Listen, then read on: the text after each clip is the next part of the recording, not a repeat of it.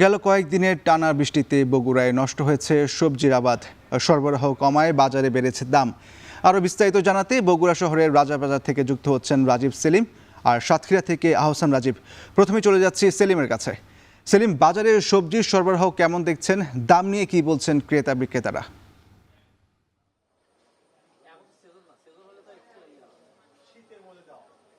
ইশতিয়াক, বগুড়ার বাজারগুলোতে সবজির সরবরাহ একেবারেই কমে গেছে, একেবারে তলানিতে ঠেকে গেছে বলা যায়। কারণ গেল বৃষ্টিপাতের আগ পর্যন্ত মাঠে ফসল ছিল সেটি সবজির যে আবাদগুলো ছিল সেগুলো গ্রীষ্মকালীন সবজির আবাদ ছিল। কিন্তু মৌসুমী বায়ুর প্রভাবে যে টানা বৃষ্টিপাত হয়েছে, সেই বৃষ্টিপাতের কারণে সেই গ্রীষ্মকালীন সবজির আবাদ নষ্ট হয়েছে। সেই কারণে বৃষ্টির শুরুর দিন থেকেই বাজারে সবজির সরবরাহ কিছুটা কমতে শুরু করেছে এবং এখন পর্যন্ত একেবারে তলানিতে রয়েছে গ্রীষ্মকালীন সবজির সরবরাহ। দাম অনেকটাই বেড়েছে। গেল ৩-৪ দিন আগেও যে দামে বিক্রি হয়েছে তার চেয়ে কেজি প্রতি ৫ থেকে ১০ টাকা বেড়েছে এবং কোনো সবজির দাম দ্বিগুণও হয়ে গেছে। আমরা গেল সপ্তাহে দেখেছি বেগুন বিক্রি হয়েছে ৪০ থেকে ৬০ টাকা, যেটি আজকে বিক্রি হচ্ছে ১০০ টাকা কেজিতে, অর্থাৎ দ্বিগুণ দাম হয়ে গেছে বেগুনের। পটল বিক্রি হয়েছে ৩০ টাকা, পটলের দাম কিছুটা বেড়েছে, ২৫ টাকায় বিক্রি হয়েছে, যেটি ৫ টাকা বেড়ে আজকের বাজারে ৩০ টাকায় বিক্রি হচ্ছে। পেঁপে ঠিক একইভাবে ৫ টাকা বেড়েছে, পেঁপে ৩০ টাকায় বিক্রি হচ্ছে, কয়েকদিন আগে ২৫ টাকায় বিক্রি হয়েছে। করলার দাম দ্বিগুণ হয়েছে, করলা ৩০ থেকে ৪০ টাকায় বিক্রি হচ্ছে, সেটি ৬০ থেকে ৮০ টাকায় বিক্রি হচ্ছে আজকের বাজারে। ঠিকই একইভাবে বরবটির দাম ১০ টাকা বেড়েছে, ৫০ টাকার বরবটি আজকে ৬০ টাকায় বিক্রি হচ্ছে। আর এই দাম কৃষক যে দাম পাচ্ছে সেই দাম কৃষকের আসলে অনেকটাই ক্ষতির কারণ হয়ে দাঁড়িয়েছে। গ্রীষ্মকালীন যে সবজি চাষাবাদ করা হয়ে থাকে সেই সবজি চাষাবাদে অনেকটাই খরচ বেশি হয়ে থাকে, অতিরিক্ত সেচ দেওয়ার কারণে বাড়তি খরচ হয়, সার কীটনাশকের বাড়তি দামে কিনে সার কীটনাশকের কারণে আসলে সবজির উৎপাদন খরচ অনেকটা বেশি পড়ে। সেই উৎপাদন খরচ হয়েছে সেই খরচ অনুযায়ী তারা বৃষ্টির আগ পর্যন্ত সেই দামে বিক্রি করতে পারেনি। তবে বৃষ্টির পর সবজি যখন ক্ষতিগ্রস্ত হয়েছে তখন সবজির দাম কিছুটা বেড়েছে, তবে সবজির ফসল নষ্ট হওয়ার কারণে কৃষক অনেকটাই ক্ষতির সম্মুখীন হয়েছে।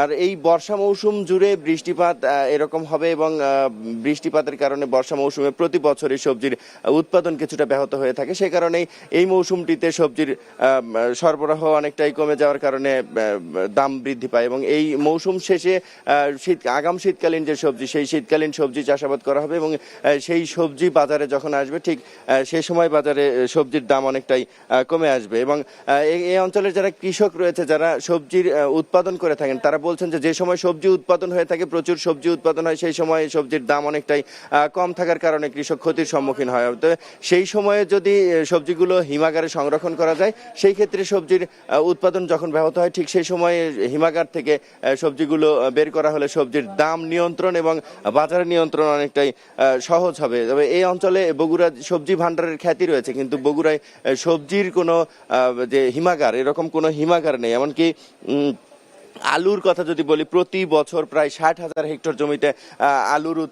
আলুর চাষাবাদ করা হয়ে থাকে এবং সেখান থেকে ১৩ থেকে ১৫ লাখ মেট্রিক টন আলু উৎপাদন হয়ে থাকে এবং এই আলু হিমাগারে সংরক্ষণ করা হয় ৪ লাখ মেট্রিক টন এবং বাকি আলুগুলো শঙ্কায় থাকে নষ্ট হবে বা নষ্ট হয়ে যায়, অথবা না বিক্রি হওয়ার কারণে, দাম কম হওয়ার কারণে আসলে কৃষক ফেলে দেন।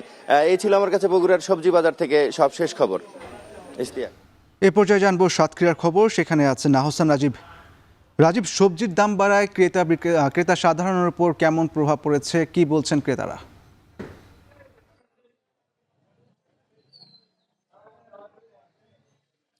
ইশতিয়াক, গত কয়েকদিনের ব্যবধানেই সাতক্ষীরার বাজারে সবজির দাম কিন্তু প্রতি কেজি তে কিন্তু ২০ টাকা থেকে ৪০ টাকা পর্যন্ত বৃদ্ধি পেয়েছে বলে আমরা বাজার ঘুরে যেটি দেখেছি।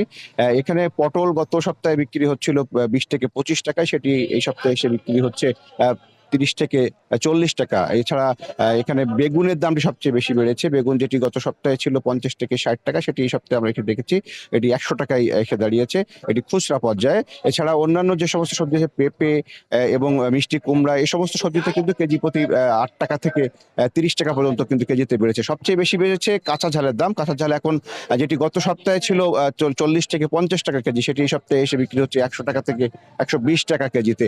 এর মূল কারণ হিসেবে এখানকার এখানকার ব্যবসায়ীরা বলছেন যে বাজারের যে সমস্ত সবজি আসে সেগুলো সাতক্ষীরার স্থানীয় যে সমস্ত মাছের ঘের রয়েছে, এই ঘেরের আইলে যে সবজি চাষ করা হয় সেই সবজিগুলো বাজারে এখন আসছে। এছাড়া দেশের অন্যান্য অঞ্চল থেকে এখানে সবচেয়ে বেশি পরিমাণে সবজি কিন্তু আনা হয়, বিশেষ করে যশোর, ঝিনাইদহ, চুয়াডাঙ্গা এই সমস্ত অঞ্চলের সবজি কিন্তু এই বাজারে বিক্রি হয়। তো যার ফলে এখানে কিন্তু যারা বলছেন যে বিভিন্ন এলাকা থেকে যে সবজিগুলো আসতো সেটি বৃষ্টির কারণে আসতে পারছে না। এছাড়া এখানে বৃষ্টির কারণে অনেক জায়গায় মাঠে ফসল কিন্তু নষ্ট হয়েছে, যার ফলে কৃষক পর্যায় থেকেও কিন্তু বাজারে সরবরাহ কিছুটা কম, যার কারণে মূলত দাম কিছুটা বেশি বেড়েছে বলে এখানকার ব্যবসায়ীরা বলছেন। এছাড়া কৃষকরা বলছেন যে তাদের উৎপাদন যে খরচ হচ্ছে আসলে বৃষ্টির কারণে যে সমস্ত ঘেরের আইলে যে গাছগুলো ছিল সেই গাছগুলো মারা গেছে। একই সাথে বিভিন্ন এলাকায় পানি জমে থাকার কারণে, জলাবদ্ধ থাকার কারণে কিন্তু তাদের বেশ কিছু ফসল নষ্ট হয়েছে, যার ফলে বাজারে তারা আসলে পর্যাপ্ত পরিমাণে সবজি সরবরাহ করতে পারছেন না। যেটুকু আনছেন সেটুকু ন্যায্য মূল্য তারা পাচ্ছেন না, এবং সেই কারণে তারা কিন্তু একদিকে যেমন ক্ষতিগ্রস্ত হচ্ছেন, একই সাথে ক্রেতারাও কিন্তু বেশ চড়া দামেই এখন সবজি কিনছে। এর মধ্যে মধ্যস্বত্বভোগীদের যে প্রভাব সেটি কিন্তু এখন লক্ষ্য করা যাচ্ছে।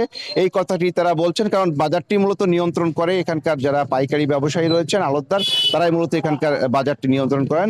এবং এই বাজারে এখন সবজি সরবরাহ কম থাকায় মূলত এই সুযোগটি তারা কাজে লাগাচ্ছেন। তো সব মিলিয়ে এই ছিল আমার কাছে সাতক্ষীরা সুলতানপুর বড়বাজার থেকে সবজি বাজারের সবশেষ তথ্য। ইস্তেক। গত কয়েকদিনের টানা বৃষ্টিতে সরবরাহ কমায় বাজারে বেড়েছে সবজির দাম। এ বিষয়ে বিস্তারিত জানাচ্ছিলেন বগুড়া শহর থেকে রাজীব সেলিম এবং সাতক্ষীরা থেকে আহসান রাজীব।